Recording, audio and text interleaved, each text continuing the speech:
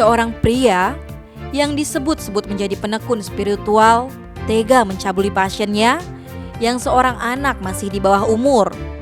Pelaku ketut TA dari Kecamatan Tejekule itu mengaku dapat menyembuhkan penyakit non-medis.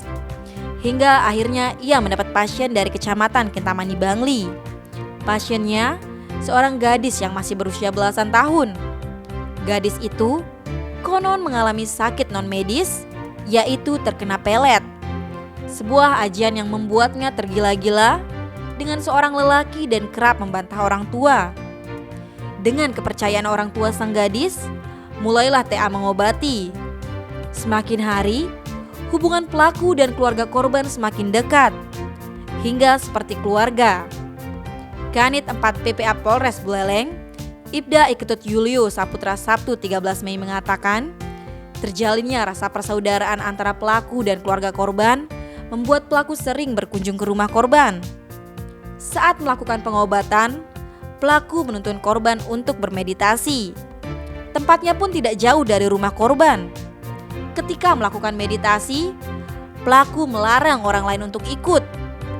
Meditasi akhirnya dilakukan berdua. Saat pengobatan, gadis itu menceritakan hal yang dialami. Lantas ia diminta untuk melakukan meditasi. Kejadian tidak terduga pun dialami gadis itu ketika melakukan meditasi. Pelaku TA dengan sadar meraba kemaluan korban dengan dalih pengobatan. Korban kaget, namun tidak dapat melawan sebab korban mendapat ancaman dari pelaku. Saat itulah, kemudian pelaku melancarkan aksinya menyetubuhi korban. Kejadian itu terjadi Desember 2022. Bahkan, persetubuhan dilakukan sebanyak 4 kali sepanjang bulan Desember. Untuk melancarkan aksinya kembali, pelaku memindahkan korban ke panti asuhan di Buleleng. Pelaku mengaku sebagai ayah angkat korban sehingga diterima baik oleh pihak yayasan. Sekitar Februari 2023, pelaku sering menjemput korban dengan banyak alasan. Pelaku menjemput lalu mengajak korban ke rumah kos milik kakak korban di Kelurahan Banyuning. Kos saat itu kosong karena kakak korban belum pulang sekolah. Di sana disetubuhi 1 kali. Peristiwa yang dialami korban kemudian diceritakan ke pihak panti. Pihak panti asuhan pun melaporkan kejadian itu ke unit PPA Satreskrim Polres Buleleng.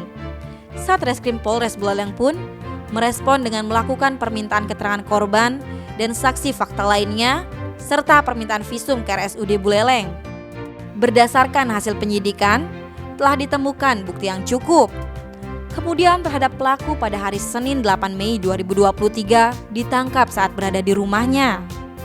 Pelaku disangka telah melakukan tindak pidana sebagaimana dimaksud dalam rumusan pasal 81 ayat 2 Undang-Undang RI nomor 35 tahun 2014 tentang perubahan atas Undang-Undang RI nomor 23 tahun 2002 tentang perlindungan anak dengan ancaman hukuman minimal 5 tahun, maksimal 15 tahun.